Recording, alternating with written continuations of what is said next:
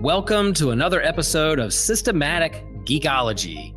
This is a space where we seek to create and cultivate healthy conversations between those things we geek out on and the philosophical and theological questions that often arise out of our fandoms. Like, what does it mean to be human? What makes a hero? What makes a villain? How do the stories and narratives we geek out on shape how we live in the world? We are your priest to the geeks. We aren't all ordained, but we see ourselves as mediators at the intersection of geek culture and going deeper in our faith. We don't always have to agree, but we do respect each other, and we see everyone as a beloved child of God.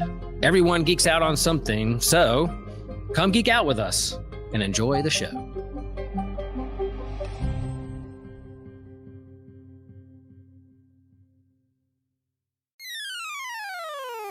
You're listening to an Anazal Ministries podcast. If everything is permitted, then what do we fight against?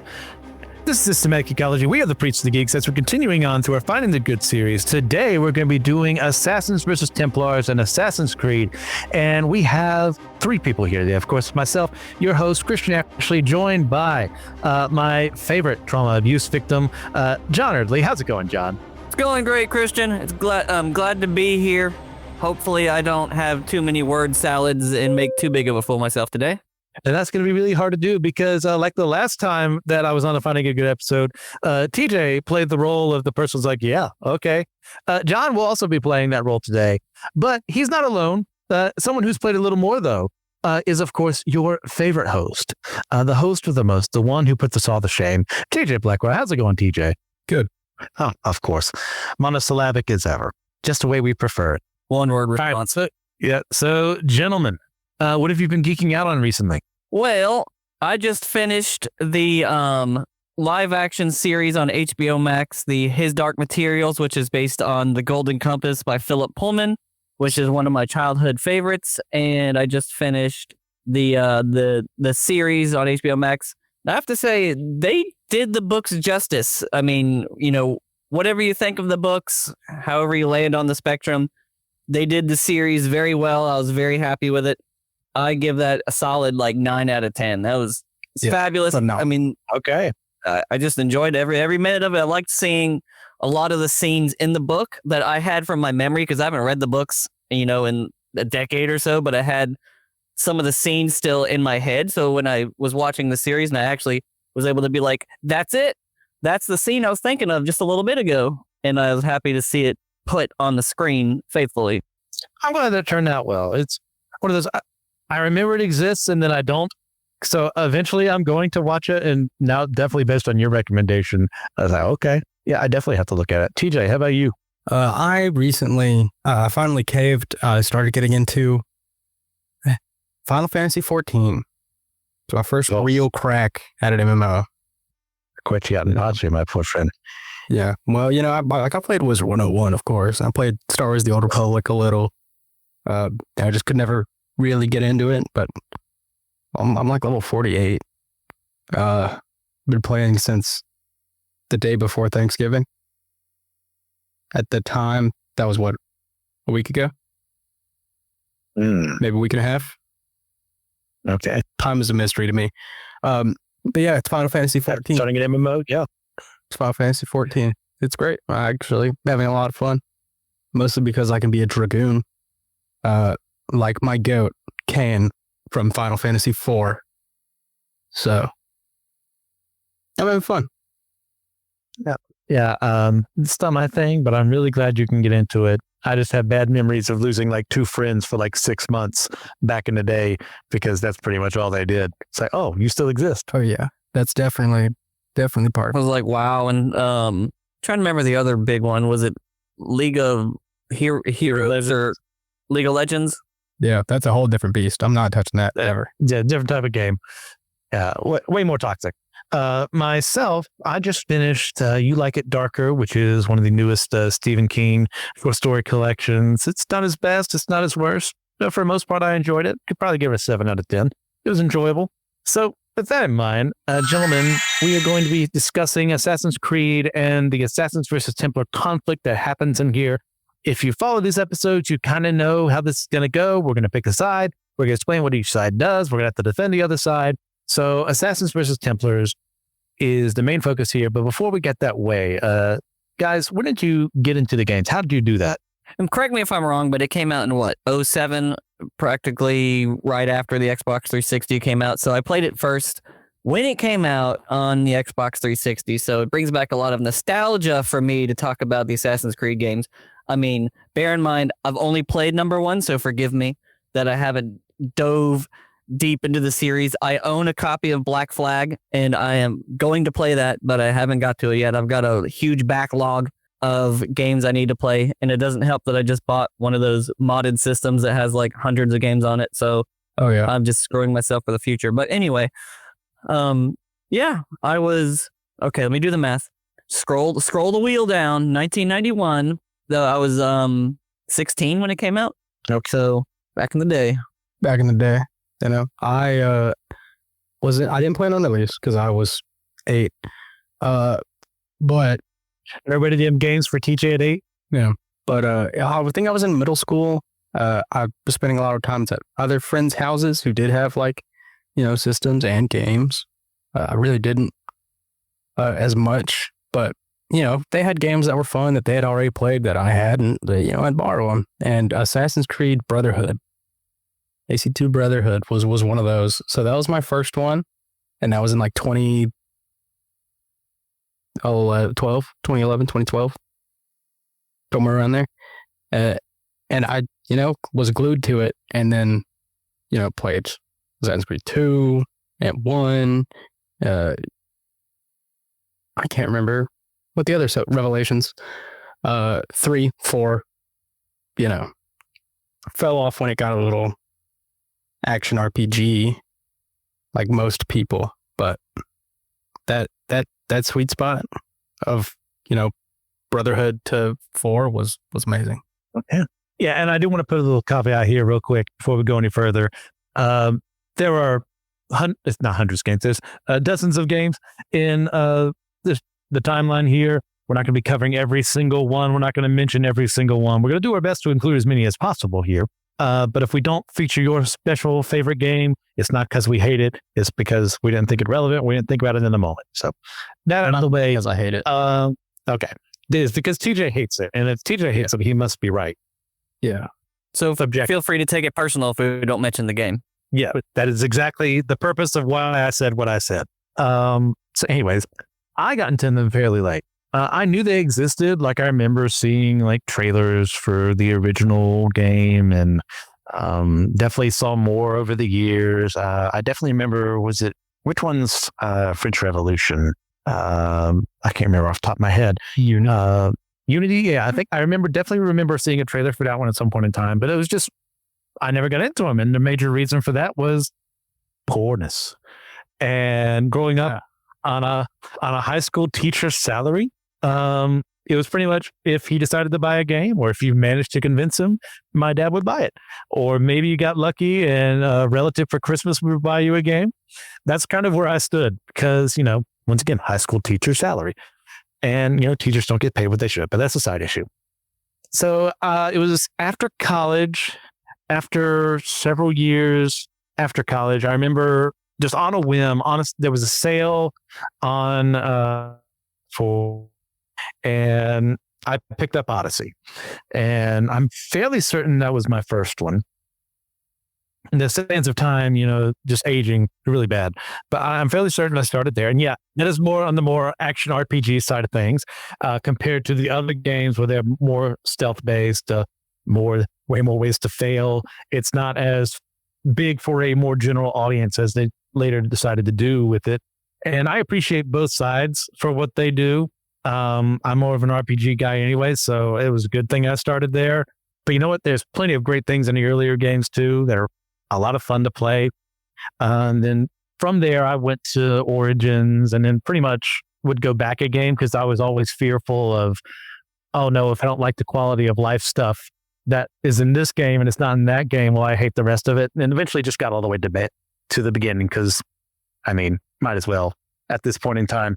So, guys, can we explain to the audience if they've never experienced an Assassin's Creed game, what the main conflict is between our heroes, allegedly, the assassins who we typically play as, and then the Templars, who are most of the time they're villains outside of the games that obviously go beyond in the past when the Templars didn't exist. So the simplest way to put it I can think of is imagine the Illuminati is real and effective in real life. And there is another group of people who just pretty much tries to kill them. That's it at like a very, very basic level. That's what this conflict is. Yeah. Okay. John? I was going to add that that's a really great, simple explanation. I think that there's a little bit more nuance because they introduce like relics in the first game. There's relics and different type of powers that they give to the users, and in the battle between the assassins and the Templars is kind of control of the relics and the secret mysteries of the age, and it kind of goes back and forth between modern day and historical for the same reasons from the ancestors of the original assassins and the Templars to the modern day descendants of the Assassins and Templars, and the conflict continues. So essentially, we have in these two various groups, you have the assassins who are more freedom-based and people need to make their own decisions. And you have the Templars who are like, no, we can't trust human beings to do the jobs that we want them to do. So we need to have someone in control of them who can tell them, hey, like, this is the right way to do things. And we need to be the ones in control, because the fewer people in control of stuff like this mean that we can trust them and get stuff like that done. Then the assassins are like, no, you're just enforcing, kind of fascistic kind of ideals on people. And there are points on each side, and we'll get to that in a moment. And along the way, we find that the Templars weren't the only other people who have had this point of view across history. We'll get to that in a second. But in the present, they have started a company called Abstergo, which has created a device known as the Animus.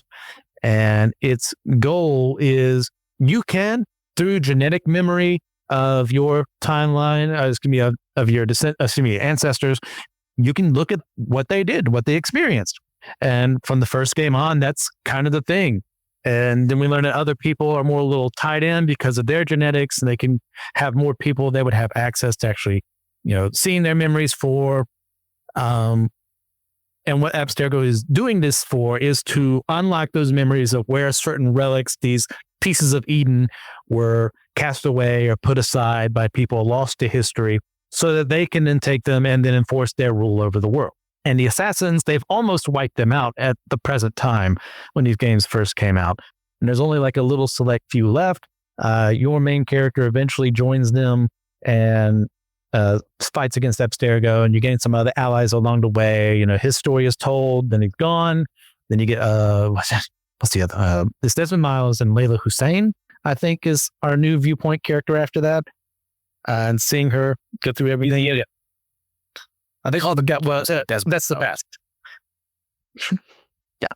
Anyways, so yeah, you see one side order, other side more anarchic freedom. That's how we're going to be going about this. So, gentlemen, it is actually no. Before that, there are other groups that exist beforehand. We have assassin-like entities from the time of ancient Greece, started by Alexios, but also we have Bayek and his wife Aya. Yeah, I think Aya is his wife's name, who start their own kind of assassins group around the time of Julius Caesar in about 44 BC, I'm pretty sure. I'd have to look that up again. But they've been confronting a group known as the Order of the Ancients. Alexios in Greece, well, Cassandra is canonically the one, but you actually look at the numbers of who played who, people chose Alexios. They fought against the cult of the Cosmos, which wanted to control the Grecian world, the Mediterranean. The Order of the Ancients was originally created by a pharaoh to find pieces of Eden and utilize technology for their own. So this is not a new thing in the world. Obviously, with retcons and new games, they make more stuff. And I should also say real quick, I'm 2 games behind. I have not played Mirage and I have not played Shadows yet because, once again, money. So when they decide to go on sale for really, really cheap, I think I'll get them. But for right now, no. Shadows? Yeah. I thought it was on Game. Moving on from there. How is it? Well, with Game Pass, you can now you can get like the Ubisoft Play or whatever they call it, and you can play them all. So if you're quick about it, you can pay for Game Pass for a month, and play both for $30. Fair enough.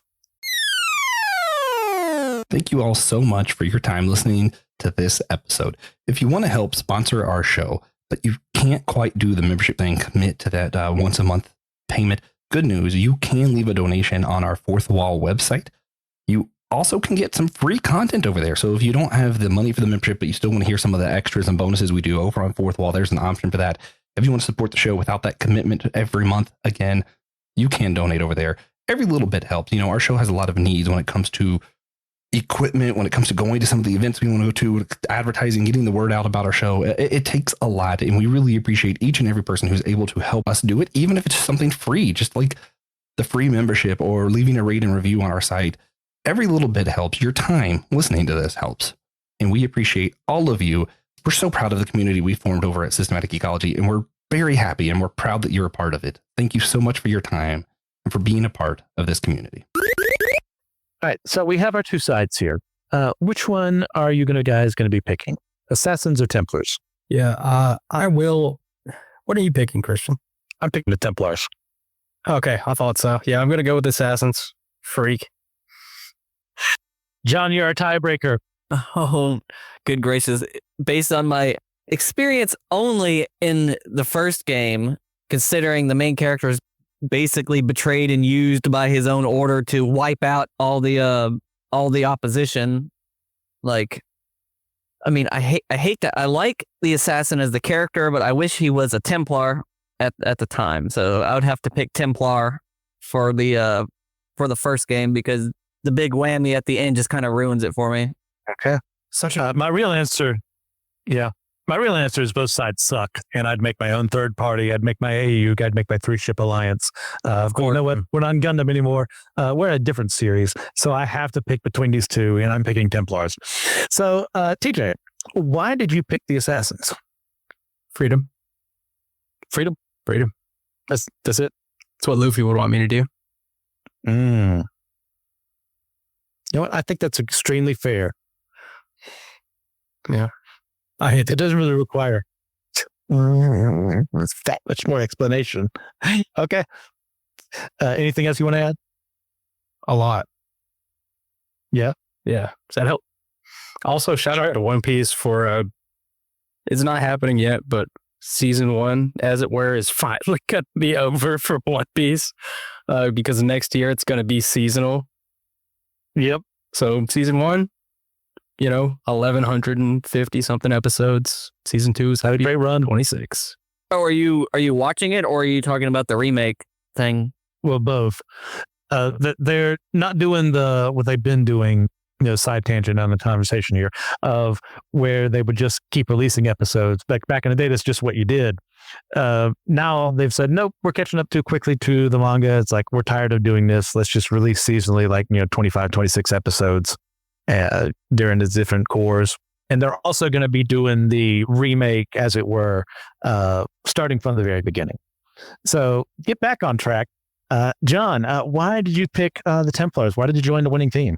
Well, as I do love the Assassins for, like he said, the freedom, but the Templars, again, is like an idealistic kind of a group where they actually have kind of like a holy based type of organization that, of course, it doesn't function the way it should, but if it did, it would be kind of nice. But again, the betrayal at the end by the Assassins leader is what really did me in, and I just really hate the leader of the Assassins. So despite him, I picked the Templars. John carrying a grudge for 20 years. I love it. Well, almost 20 years. Yeah. Perfect. Mm-hmm. I'm picking the Templars because let me preface this. To an extent, I agree with their philosophy. When I am up against a group that, has, the lovely catchphrase of, everything is permitted. What's the rest of it?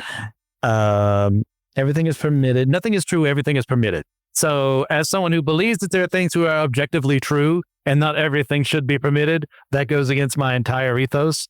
And on what you get on the assassin side of things, you tend to get more humanistic leanings. And I'm about as far from a humanist as you can get before you start getting a little crazy.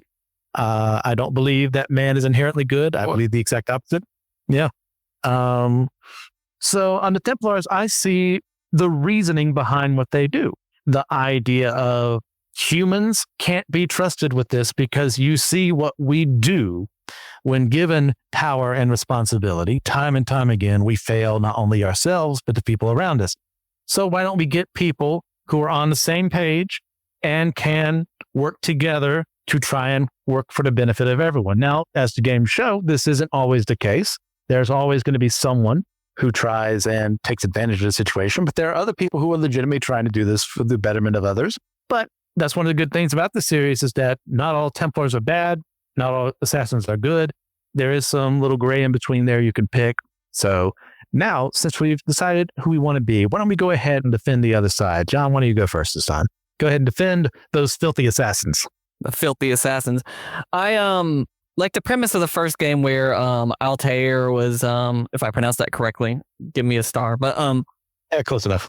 he's kind of on a quest for redemption, which was completely bogus because the dude was betraying him the whole time. But he was getting back into the order. He's like getting back in with the boys. He's completing quests and he thinks he's doing the right thing. But moreover, they have their own little kind of thing going. Like they have their own little, almost like castle kingdom kind of little order of fraternal kind of going on.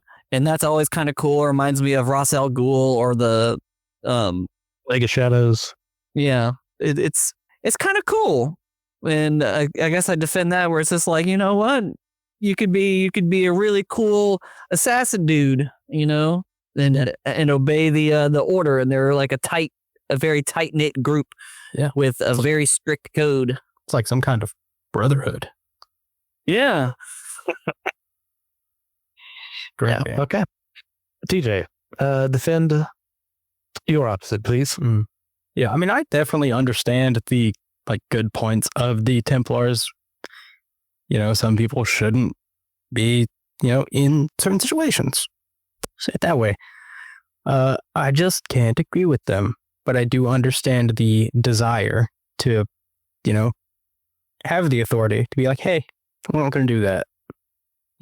For the betterment of the country, we're not going to allow that.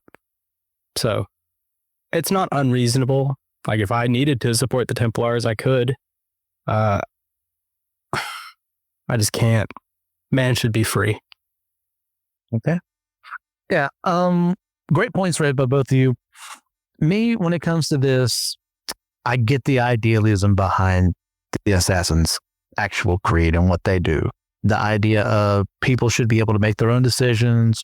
We've got to trust people, and there's a naivete to that, but there's also something that does want better for others and wants to believe that humans can be a little better than who we are. And there's something very admirable about that. I would still argue it's ultimately naive in the same way that I would argue the Templars are too hard for their own good. They're not as smart as I think they are. They're too prideful sometimes for their own good. And that's one thing, one reason why the Assassins needed to be around is because some Templars took things way too far in their effort to gain control.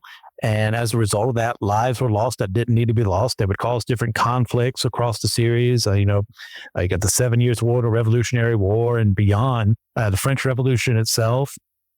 Just as 3 examples of people thinking that they're better than everyone else, deciding this is better for the world if we do this. And that's ultimately why, I picked them as my side, but I'm still not 100% with them for the Templars because I don't trust people. I don't even trust the smartest people in the room to all make a decision to come together and say, yes, this is for the betterment of everyone. I like the ideal behind it once again. I think it's less naive than everything is permissible, but there's still a huge problem there, which the Assassins have a great point when they bring up why Templars do what they do and how it harms people, whether they think it's going to do that or not. All right. So moving on from there, Do you guys have any favorite characters from either side or both sides of the conflict that kind of click with you? Well, if I remember correctly, Robert, the main Templar villain dude, is the one who exposed his order's master as the great betrayer. And then I'm just like, I kind of just feel bad for it. It's just like, so he killed all these 9 people, and it was all based on kind of the lie. And it's just, it's one of those plots that makes me think about it. Or I'm just like, dang, he completed all those quests and killed all those people, and it feels like it's all for nothing. Yeah. It's tough being like heavily invested into a character who just gets betrayed at the very end of the game. But I'll tell you, it's still awesome. That's what matters. Okay. Anyone else you guys want to pick? Definitely. I think pretty much every character in Assassin's Creed 3 was phenomenal. Connor and Haytham Kenway both. So good. So good. To have your assassin and the main Templar be father and son. What a good choice. Which also allows Desmond to play as both of them. It's so good. Extremely useful. I mean, that's a great reveal too. Yeah, spoiler alert for this game. I mean, in 3, because why wouldn't you think that you'd be starting off as anything other than, the protagonist? Yeah. For a game that's been out so well, because Haytham uses a hidden blade. He has the assassin's blade. And it turns out, no, he's actually on the Templar side. He's just pretending to do all these things that would be very assassinating, so you can rat out their enemies and, fathering Connor and being like your big bad dad. It's a very Vader and Luke kind of situation there. That's a great one. Because Connor's a great choice because you've got the whole thing of him being mixed heritage in a time where, that wasn't really looked at very favorably. And yet at the same time, he believes in ideals and freedoms that are being espoused by the revolution and wanting to see justice done, but also being a child of 2 worlds, literally in, his racial background, but also a Templar and assassin background, and having his dad fighting against him. Yeah, he's one of my picks for sure. I'm also, you go ahead. Well, Ezio and Altair, obviously, both deserve their flowers. Yeah. Great characters. I think Ezio's better. But then also Edward Kenway, the pirate, the Black Flag. Yeah, so good. Oh, what a tragic end to a story, man. They're going to remake it. Have your own. They are, yeah. I did see that. And lose your son like that and have him become a Templar. Oh, after all the work you did, the cruelty. What keeps it from being like a downer ending is that Assassin's Creed 3, you played that first, unless you did it the way I did. I was going to say, they're probably really good for you because you got to know Edward and then you met Haytham. Things work out. It's fine. I'm also, dark horse pick, I'm throwing out Alfred the Great from Valhalla. He is presumably the one in charge of the Order of the Ancients that are working in that, as Ivor is becoming this assassin-esque character, and he doesn't really create like an organization or anything like that during the game, but he's fighting against who are essentially the Templars of his time. But Alfred the Great, you find out, despises the order because it goes against his Christian beliefs. And we'll get into how that kind of plays later on in the series, because there's some major reveals that are made that kind of put that into doubt. But for him, God is the only one worthy of any of this. So he's used you to get rid of the order so that he doesn't have to be under its influence and he doesn't have to worry about it anymore. And because he values his relationship with God that much, it's like, man, I don't even know if I want to kill you. Despite everything that happened as a result of this, you're just that smart of a man and you have a very good reason for why you did what you did. Yeah, I'd kill him anyway. I don't know. Do you even have the option? It's been a while since I played. I don't think so. Okay. Yeah, maybe you do have to do it. I'd have to look it up again or replay it. You know what? I'm not replaying Valhalla. I served my time. It's fun, but that is like the definition of bloat. Yeah. So I might just watch a cutscene. I'm not a fan of that whole era. So Yeah. Okay. So do we have a favorite game in the series? John, I know your answer, but I want to hear what you have to say about your favorite and only game in the series.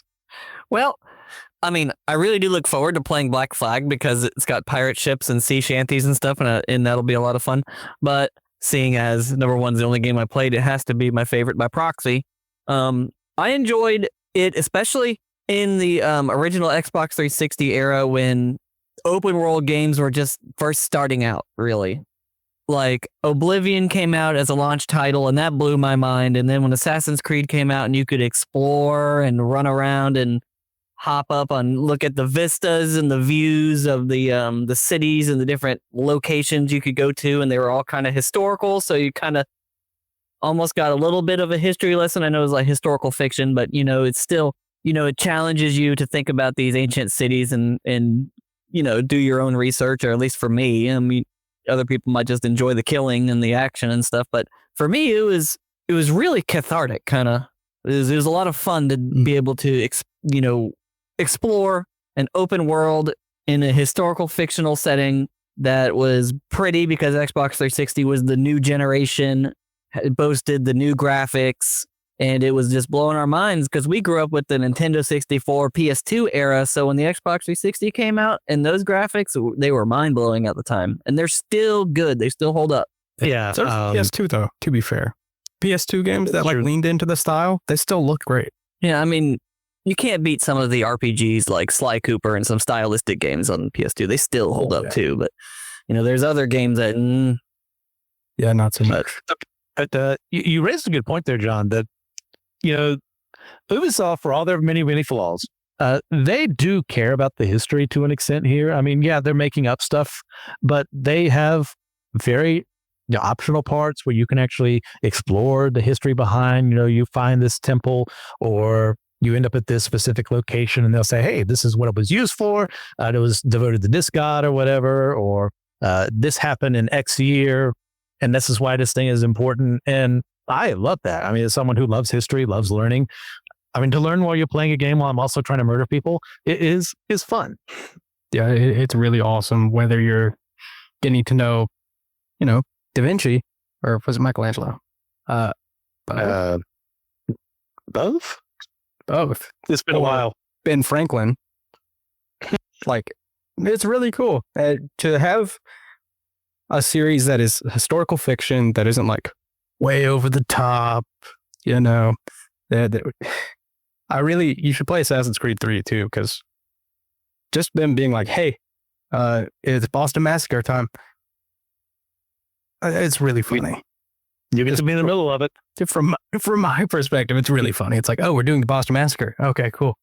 But wow, it's cool. And what they need to do, instead of like leaning into this whole RPG thing like they've done already, and it is too late, but what they should have done is to bring it more into the modern era, and could have had a game where we just play as Desmond, is team up with Tom Clancy Studio. Yeah. I see the appeal. Yeah. Okay. You see where I'm going with that? Yeah. Would have been phenomenal. Because they do like the asymmetrical multiplayer thing, and they have since Chaos Theory. But like, they know how to do it. It'd be so easy for Tom Clancy to take the Assassins and the Templars and turn it into like a great live service Assassin's Creed game. All right, so getting back to the question, TJ, what's your favorite? 4? Black Flag? Yeah, 3 and 4. Hard to pick. I love the ocean. I love pirates. I love boats. And sharks. But it's really hard for me because 3 is awesome. And I think it's just a little bit deeper than 4. 4 lost a couple of the things from like the homestead. Replaced it with the ships, which is reasonable, understandable. I do like the ships. I like ship combat. It did also have that a little bit in 3, but yes, it's a lot better in 4. It's a little jankier in 3, but they were figuring it out. Yeah. But it's been a staple of most games since then. Yeah. The homestead in 3 felt so cool. They just decided to borrow like some city building aspects. And I was like, here, you're going to build a real homestead, like huge estate. Do side quests for some of the characters there. Yeah, it was so engaging. Yeah. And then there's Brotherhood and Revelations. They're all phenomenal. But gun to my head, I'd probably say 4. Yeah, I'm also going to answer Black Flag. This one is like, man, because I always had that fear if I kept going back, it was just going to be worse. It was just going to be terrible. And I wasn't going to be, because I didn't grow up with it, I wasn't going to have as big of appreciation for it before. It was like, I'll just keep going. Like, yeah, it won't be the same because obviously, you know, game graphics improve and AI improves and stuff like that. But no, this is super fun. All the ship combat you can do there. Yeah, other games had it and I played them, but you could tell like, oh, they put a lot of love and care into this.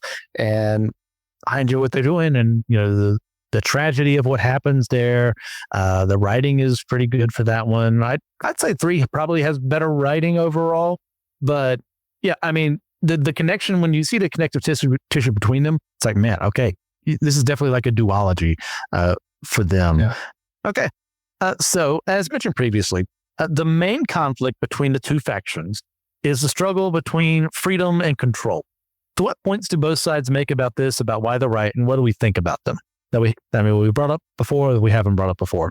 Yeah, I feel like we pretty much covered this, more or less. You know, I feel like I don't need to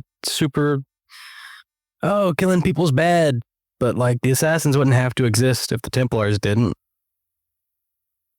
And I do understand they want to control like these super powerful relics, but you know, the Assassins could just kill the people who try to abuse the relics. Or like rehab them or whatever is correct. They wouldn't be able to call themselves Assassins though. John, anything you want to add? Yeah, I was going to say the Templars is kind of like the Jedi Order all over again, where it's, you know, it's based on, you know, good ideas and there's ideals that they should be following. But of course, you know, some people are going to be ignorant. Some people are going to be corrupt. Some people are going to want to use the relics for themselves, you know, but in general, you know, the Jedi were trying to do the right thing. And I feel like the Templars are kind of, not a perfect analogy, but they're kind of doing the same thing. They have an idealistic kind of at least a positive sort of view, kind of like police. Yeah, I agree. They both have a solid foundation to where you could see why you would pick either side and think that you'd be in the right to do so. Well, the main issue is, once again, that it relies on people not being themselves. It revolves around people, you know, denying themselves their sin, denying themselves their goals and arrogance and pride and self-preservation and looking out for the people that you say you care about. And I say that as someone who's, you know, attempting to work in the church, you know, in the role of a leader there. Like, as an ideal, that's a naivete I'm going to have to bring to myself too, in that, hey, churches aren't perfect either. They are filled with people who, by very definition, are not perfect. And they're expecting you to show them what to do. And the goal is that we trust one another to work as much in harmony as we can, as unified as we can, to get stuff done, to make sure people are being discipled well, looked after in the community and beyond. And yeah, like there is, to someone like me who's very, once again, that as far away as you get from a humanist as possible, I still have to believe, if I want to work in an organization like this, that there is hope. And that's something I've had to work on for multiple years, because my natural instinct is to say, no, it's impossible. And like, well, yeah, it's impossible. But I also, I mean, not to get too Gizuchuki here, I do believe, you know, in the God who changes people and makes them a little better than who they were, despite our sin, despite who we are as fallen people. So like, I get it. The idea of we're right because of this. Yeah, everyone thinks they're right. And these two organizations think they're right, but we see throughout the games there are many flaws, despite, you know, it taking more often than not the assassin side, because it's Assassin's Creed is the name of the title. But it's still at the same time is willing to say they're not perfect either, because humans are flawed. And I think if we took that a little more in our everyday lives, not to say like, I want to be cynical as possible and say, well, they're just going to fail me. It's like, no, humans are flawed. So they can make stupid decisions, but they can also make really great decisions. And so part of that is we have to trust people and also be prepared for when that trust is broken. Yeah. Well, it's not unreasonable to have that viewpoint and be on Templar's side. They kill people though. Innocent. Well, speaking of killing people, like, howdy guys, I really hate to interrupt, but my name's TJ, and I'm here to tell you about our new merch. We have incredible new stuff with Fourth Wall.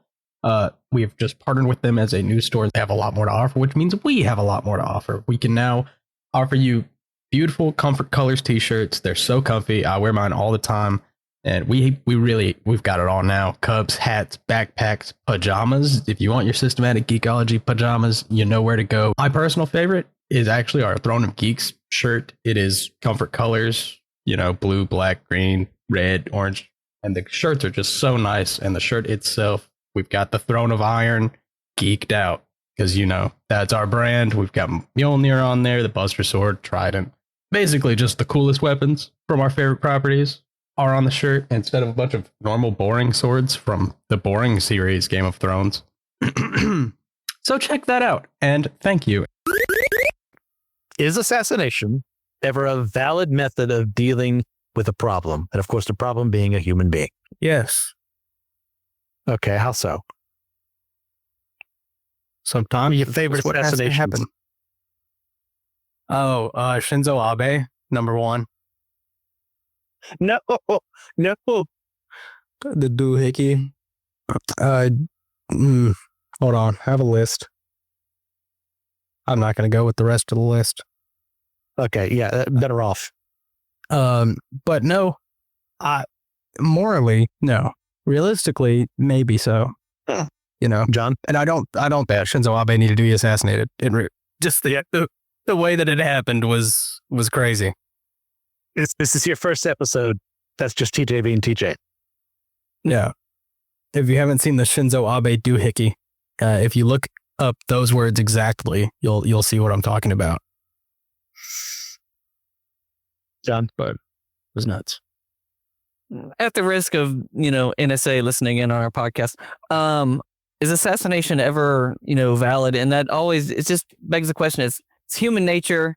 It's kingdoms rising and falling. It's someone's so corrupt that they just got to go, and do the ends justify the means? It's like the Ten Commandments, thou shalt not kill, but then God tells his people to go kill some people. It's thou shalt not murder. thou shalt not murder. Okay, I guess you're right. It's But a you know what I distinction mean? thing. It's almost a catch-22, but it's like, yes, but no, and yes. Okay. Yes. Free Luigi. Mandione? I knew that was going to come up. Okay. So this is not an easy question to answer. And if you think it's an easy question to answer, we have a problem. Because you can say, oh, yeah, all killing is wrong. Well, no. You can also say, well, if the government doesn't, it's okay. And we have that, whoa. We have two separate opinions there. Not right on either side. But I believe there is a way to do this correctly, and it requires much of oversight in a way that does not exist, shall we say, for the CIA or anyone involved in extracurricular activities like that. And that, yeah, you know what? For a greater good could be achieved if we, take the head off of this snake, wherever that snake is, and, cause maybe some infighting in this group to where they're not as capable of leading themselves and causing harm to others. Sure. So yeah, we can organize, say, a drone strike on this Al-Qaeda leader or ISIS leader or something like that to make sure that they can't cause further harm. But you're also taking a human life there. And I do believe it's a justified way to do that. But you also have to make sure that you're doing it in a way that only takes down who you want to take down, which can get very indiscriminate if your morals are way down. And I'm not going to solve this in the span of a single conversation, but that's where I kind of land. Is like, yes, it can be, but you better make sure you're right. Yeah. I'm not a big fan, obviously, of the U.S. military way of getting that done sometimes. But I do think it's really funny to be like, hey, we built the new bomb and he's in that building probably. Just remove that building. which has happened a few times over the past few years. And I don't think that's targeted enough to be an assassination. And that's a call that I think that pretty much every president knows. I mean, even Clinton made some, Bush made some, Obama did, a lot did, Biden. Yeah, this is not like a right or left issue. This is who's in charge. They're going to be making that decision. Did they have the right intel? Did they have the right people making sure it's done well? Yeah, but just blow up that mountain. That's an assassination. That counts. What, like in Mulan, where she shot the mountain and destroyed all the Huns? Yeah. Except the one she was really needed to kill. But you know what? It's my problem. He was 5 feet in front of you. Kill all of them except for the one that was really a problem. Kill all of the replaceable ones. It worked. Eventually. Less background characters. Yeah. They didn't have names. They didn't have souls. They're fine. Anyways, so moving on from there. As mentioned before, like one of the things they reveal in the games from the very beginning is that humanity is a kind of an uplifted race, as it were, by the precursors that came before us known as the Isu. And we learn that basically that means that every religion is a lie as a result of this, because humanity was not in this, like there's no Adam and Eve. There is a literal Adam and Eve in the backstory, but it's going to be a human who was uplifted rather than one, created from the dust by God. So like, what does it mean for us that in the canon of the Assassin's Creed games, our religion is based on a great big lie, given what we learned about the Isu, how they uplifted humanity and everything that comes with that? Yeah. So like, should we be enjoying Assassin's Creed as Christians? Oh, that too. Yeah, we'll throw that one in there. Yeah. Yeah, it's fictional. Well, I mean, the game's called Assassin's Creed. I mean, it's, should a Christian be jumping into Assassin's Creed and just play a game where you're just mercilessly killing a bunch of people? And probably not the most healthy thing in the world, but morally, but it's quick, relatively painless most of the time. Yep. Especially in Assassin's Creed 1, he was just knife throat. Well, you're not allowed to kill civilians either. Yeah. And you kill civilians, you lose. That has since changed. It's a great way to keep your bounty up in later games. Yeah. So I may have indulged, but they're not real. It's fine. But yeah, no, I get your point. Yeah, it's not real. This is not the story of our world. If I would have placed myself in that world and I'd learned all this, I probably would have ended up like an Alfred the Great. It's like, well, yeah, it's a lie, but this lie is far more enriching than anything else dreamt of by man. So I'm going to choose to follow this. Maybe Jesus in this timeline just used pieces of Eden to perform his miraculous works, but what did he use them to do? Like heal the sick and look after people. That's certainly very admirable. Who else would I want to follow? But yeah, obviously in that case, there would be no salvation. There would be nothing there. We're just some cosmic mistake. And there'd be the existential dread that would come from something like that. But yeah, it's just a game. Yeah. There's like some things like, yes, same thing in that timeline of, whatever they call the aliens, the engineers, they made us in their image, just like God. It's like, okay, so every religion is wrong. Whatever. Hollywood BS. It's this video game BS. Just accept it, move on with your life. It's not actually what happened in reality. Yeah, I mean, kind of like I just finished His Dark Materials, which is Philip Pullman, who is a renowned atheist, and he called it his anti-Narnia series. And he has the, basically the church who follows the quote-unquote authority as the bad guy. And it's, just typical with a lot of media is they borrow all the cool stuff from Christianity, but then have like none of the Christian origins and stuff. And they change up stuff and then try to make the religion to be a false religion somehow in their canon somewhere. Yeah. Yeah, this isn't a scientific issue. If you're actually struggling with this, I mean, take some time, think about it, reflect, ask around, have trusted people to talk to about this. But I don't think it's something to worry about. I don't think it's something, wrestle with it for sure. But don't let it beat you up. All right. So, gentlemen, do you have anything you'd like to discuss before we start wrapping things up and announce the bonus question we're going to be doing? Really unfair for like all of the early assassins to have to get their ring finger cut off to use the hidden blade when they just stopped doing that. it was never really necessary. But yeah, shout out Altair, Ezio, Romulus, just, the brave souls who willingly gave up their fingers for nothing. Also, I wanted to briefly mention that Assassin's Creed, bear in mind, I'd never played Prince of Persia, didn't know it existed, introduced me to the whole, running around, climbing objects, and climbing buildings. So, like, kind of lickety-split. The parkour, I feel like parkour kind of blossomed in the same era that the Assassin's Creed and Prince of Persia games came out, because they're just free running and you're jumping all over the place, and it was it was new to me in games like that. I mean, we played platformers, but not like realistic ones. Yeah, parkour was awesome. Okay. Well, with that in mind, we are going to be doing a special bonus question. That's going to be, what time period would we like to see the next Assassin's Creed game be in? And what should our protagonists be like? So if you're interested in that question, you want to hear what we have to say about it, you throw a little money our way, we're on Fourth Wall. You can look down at the link in the description down below, and it'll send you straight to where you need to go to sign up. We do have a free tier. So before we actually head that way, gentlemen, do you have a recommendation for the audience?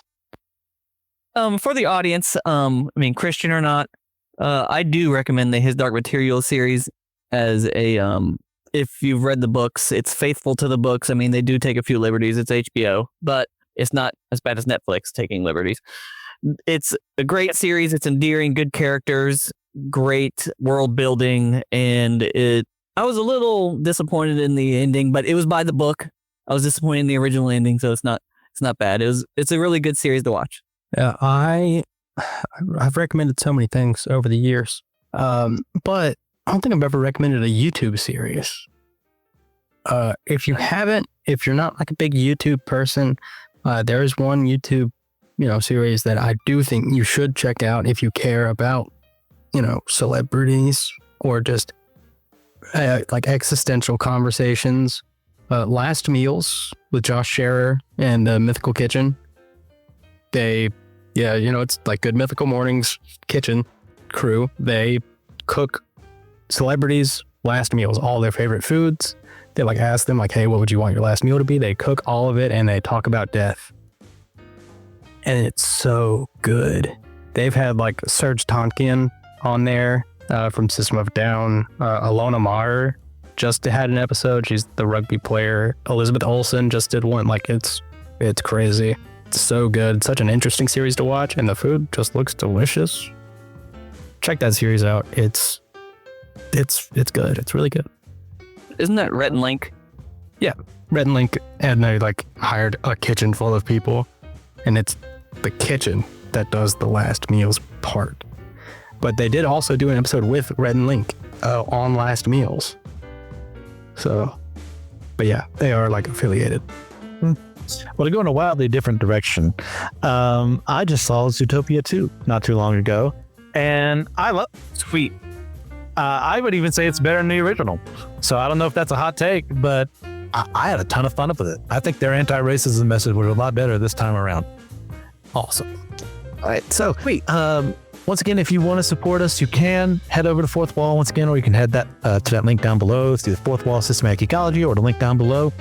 And you want to get shouted out on the show, if you're the $3 tier or above, like these people are, we'll say your names like Russell Gentry, Justin Vaughn, Annette Knoll, and Jeannie Mattingly. You guys are the best, but remember, we all are chosen people, a geekdom of priests.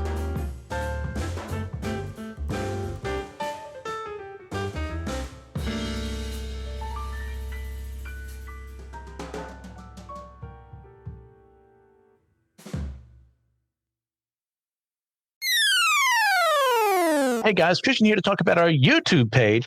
That's where you can go find us at youtube.com/@systematicgeekology. We have exclusive stuff there, exclusive videos where you can just hear other topics that you'll never hear on the podcast proper. These include things like comic book catch up, where we're discussing the newest comics that we're reading, Friday Night Frights, where Joe Day and I explore a cryptozoological, paranormal, ufological item of discussion. Has a lot of good fun there. I have a lot of great times with him. We have spontaneous YouTube shorts that we decided to do. A topic we wanted to discuss. They're in a very short form. We do them there as well. You can interact with us live as we're recording like a What's New episode or something like that. You have something you want to chime in, Well, how can you do it unless you head over to youtube.com/@systematicgeekology. All right, guys. See ya. Hi, friends. It's Laura here, and I just wanted to say thank you for listening to our show. Systematic Geekology is a part of a larger podcast network called the Anazal Podcast Network. Dummy for Theology is Joshua Noel's show discussing different theological topics from various perspectives and attempting to give people more questions than answers. My Seminary Life is Brandon Knight's show.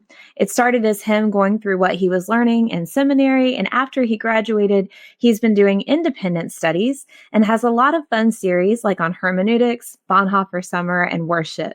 And then Friday Night Frights is a monthly show with Christian Ashley and Joe Day. They have a vote on the Systematic Geekology Facebook group to choose a topic each month and discuss everything from cryptos to ghosts to aliens to serial killers and more. So we hope you'll give it a listen, and thanks for being part of what we're putting out there.